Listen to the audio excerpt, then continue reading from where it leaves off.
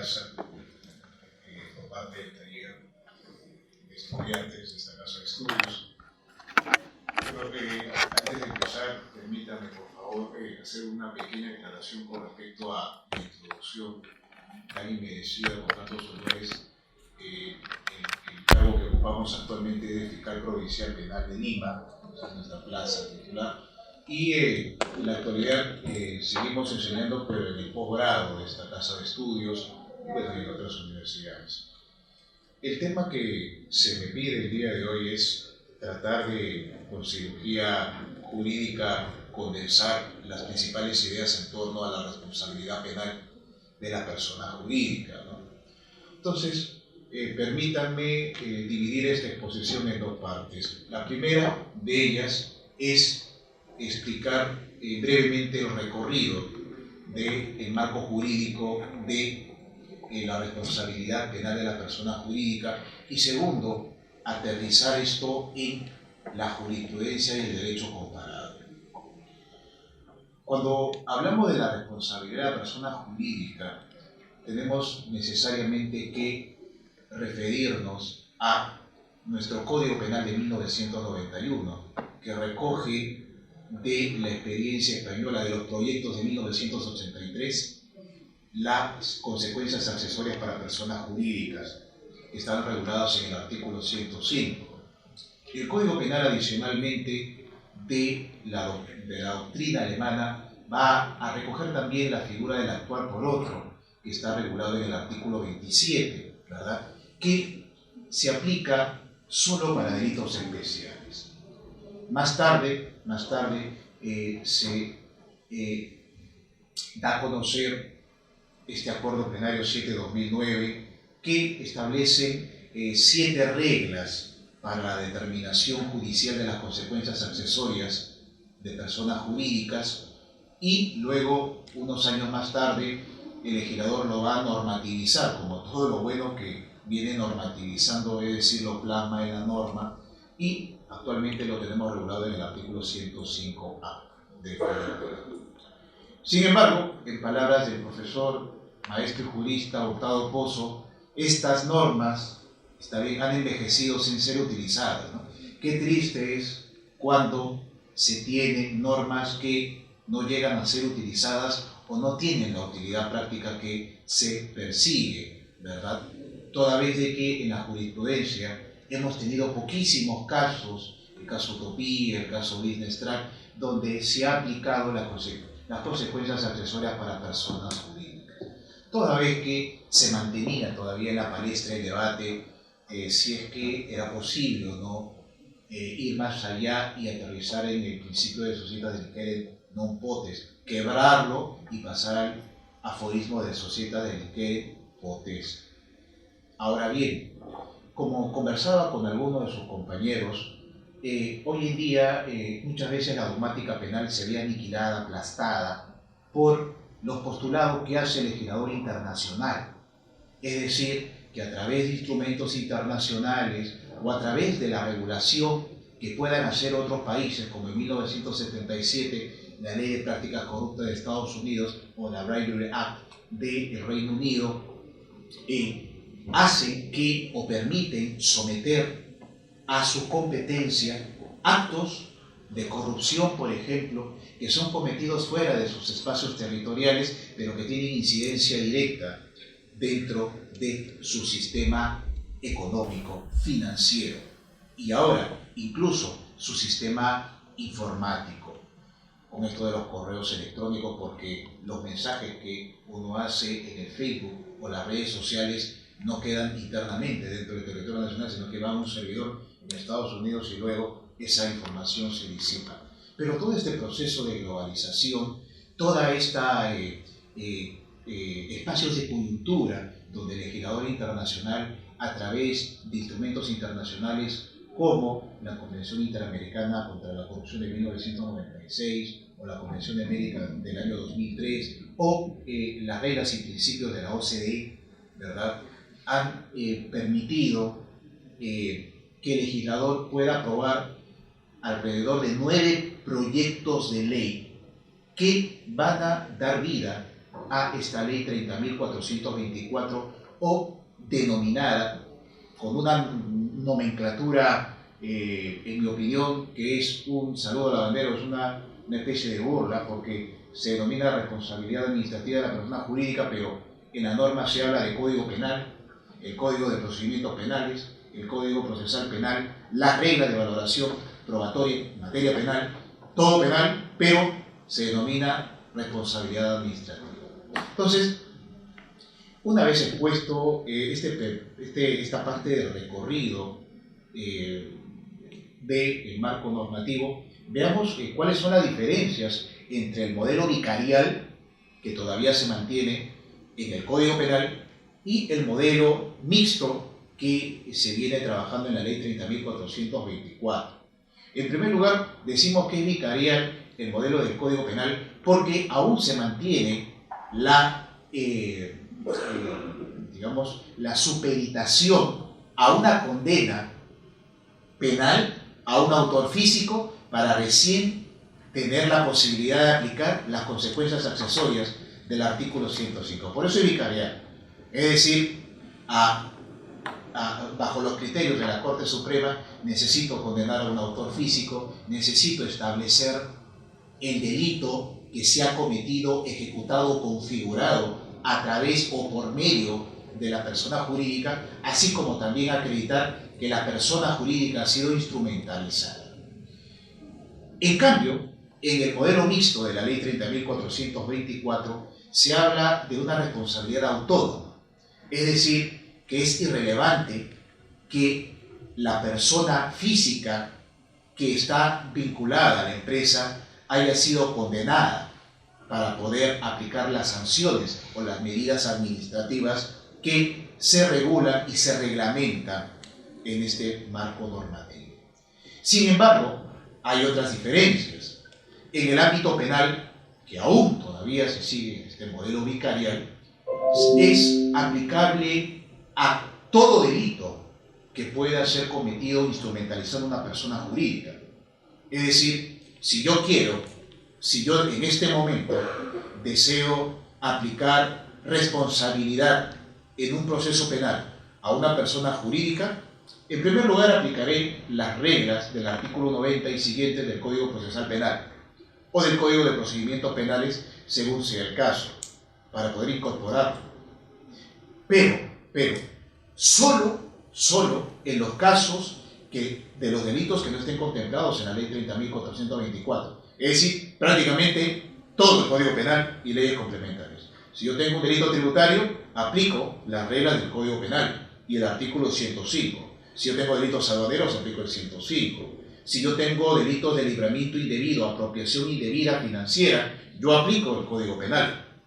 Es decir, delitos económicos, delitos donde haya estado involucrada la persona jurídica, serán de aplicación a el Código Penal. En cambio, si es que nosotros tenemos 7 delitos, es decir, el cohecho activo internacional, el cohecho activo específico, el cohecho activo genérico, el lavado de activos, el financiamiento del terrorismo, el tráfico de influencias, ¿está bien? O la colusión, vamos a aplicar la ley 30.424.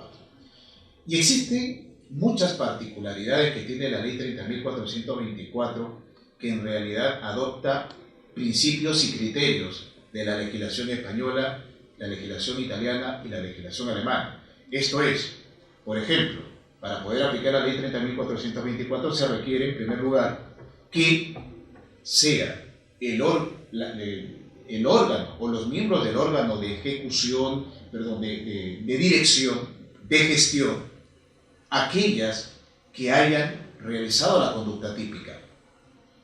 Y si se trata de miembros que están en la escala inferior, es decir, de los órganos de ejecución, mandos medios hacia abajo, tienen que haber cometido el delito siempre y cuando hayan sido autorizados o se les haya dado la orden de cometerlos. A diferencia del modelo vicarial del Código Penal, porque en el Código Penal, si yo tengo un caso de tráfico de drogas, donde se han utilizado diferentes empresas por parte de testaferros que no pertenecen a la empresa, se puede aplicar las consecuencias accesorias del Código Penal. En cambio, bajo los alcances de la Ley 30.424, yo necesito acreditar que personas que pertenecen a la persona jurídica o han sido autorizadas por la persona jurídica han cometido, materializado o configurado el delito. No así por una persona totalmente ajena a esta. Y una cosa más, yo tengo que acreditar un tercer presupuesto, que es que la persona jurídica se haya beneficiado. La persona jurídica se haya beneficiado. Porque si alguien dentro de la estructura organizacional de la empresa utiliza los recursos de la empresa, vulnera el modelo de prevención o el criminal compliance, como se le quiera denominar, y comete el delito, tendrá una responsabilidad individual y autónoma, no así la persona jurídica. Es por ello que yo siempre traigo a colación el caso del Banco HSBC. El Banco HSBC, en 3 oportunidades, en 3 investigaciones del Senado norteamericano, llegó a transar un acuerdo de colaboración, está bien, para no ir a juicio con el gobierno norteamericano, pagando multas multimillonarias, la última de $1.900 millones.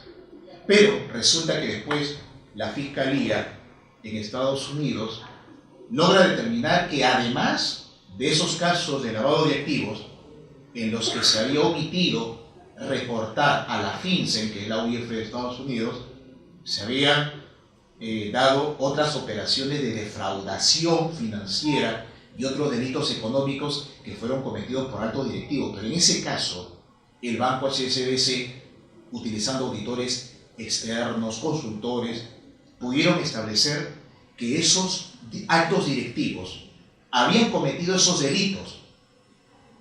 Si bien es cierto, utilizando la logística de la empresa, pero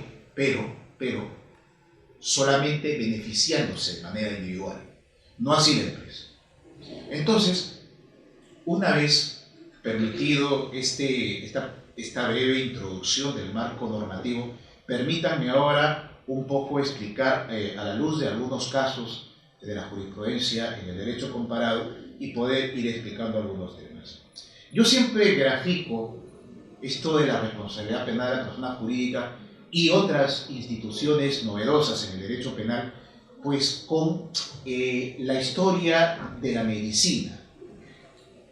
Todo cambió en la medicina porque ustedes deben de recordar que son las culturas antiguas las que iniciaron este estudio de la medicina y de cómo poder curar enfermedades o anticipar enfermedades.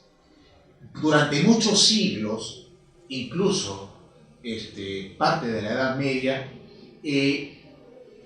se habían hecho grandes estudios, pero faltaba algo. Hasta ese entonces se habían desarrollado postulados, teorías, en las culturas antiguas mucho se recurría a medicina, ¿verdad?, natural, pero no se conocía el cuerpo humano por dentro. Es muy paradójico, ¿no? Pero todo cambia en la medicina desde que personas que no les importó ir a la hoguera, ser satanizados por la sociedad, y comenzaron los nigromantes a abrir cuerpos, cadáveres, ¿no?, para poder estudiar cómo era por dentro. Y es eso. El derecho penal no puede, o en el derecho penal no se puede analizar, estudiar debidamente instituciones y sobre todo permitir la evolución de esas categorías dogmáticas si es que no conocemos la etiología o la problemática de manera interna. Qué interesante fue, por ejemplo, en Alemania el caso Siemens. Uno de los altos directivos, Siegacek, que fue detenido allá por el año 2006.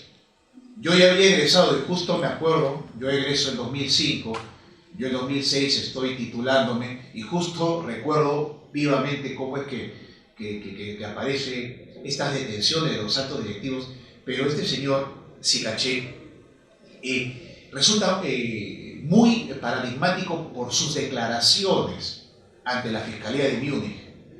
¿Y qué reveló este señor como alto funcionario y responsable directo del pago de sobornos a las principales autoridades públicas de muchos gobiernos, no solamente en Alemania, África, países asiáticos, en Sudamérica, principalmente Argentina, un caso bastante conocido?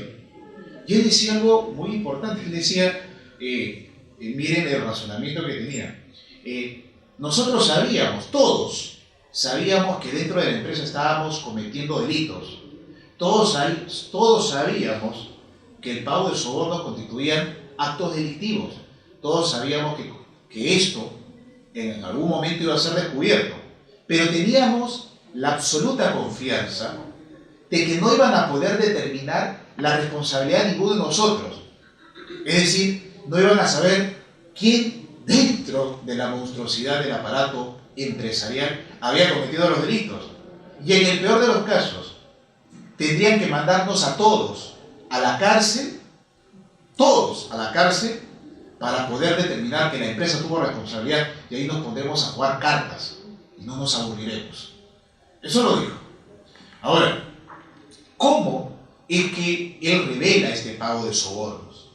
Miren, dos cosas importantes por las que se preocupaba la empresa. Primero, para que se pueda camuflar al 100% el pago de sobornos. Es decir, que dentro de la empresa, hasta el momento que los funcionarios reciben el pago de soborno, debía existir todo un andamiaje, toda una ingeniería financiera para hacer el pago. ¿Y cuál fue la principal modalidad a la que recurrieron? Asesores que supuestamente hacían estudios, informes, ¿está bien?, consultorías ficticias. Ese consultor era parte del país, el gobierno, y era una persona muy ligada al funcionario. El funcionario ponía el consultor, la empresa iba a la licitación y pagaba esta consultoría, y se abrían las cuentas en Austria, en Alemania, en Suiza. Este dinero iba a paraísos fiscales y luego del pago de estos paraísos fiscales iba a las cuentas de estos consultores. Y como ustedes saben, una consultoría puede valer 1.000 soles, como puede valer $50.000, o puede valer 2-3 millones de dólares. Entonces, esa fue la modalidad. Estamos hablando que esto lo revela en el año 2006, y él señala que esta forma de cometer el pago de sobornos a funcionarios públicos extranjeros de los países donde se licitaban, ¿está bien?, lo venían haciendo desde 1996. Ahora bien, ¿cuál era la otra preocupación? Y quiero que miren para que tengan un enfoque un poco más integral, y que en la práctica uno no lo advierte a simple vista. Que la otra preocupación de la empresa era que si disponían del pago de millones y millones de dólares acordados con los funcionarios públicos, nadie dentro de la empresa, voy a utilizar una palabra coloquial, haga la cutra en agarrarse parte del soborno y digan, no, el ministro me está pidiendo 5 millones cuando en realidad le está pidiendo 3. Saca 5 de la empresa, le da 3 al ministro y se queda 12. Y le dice a la empresa, al ministro le pagué 5.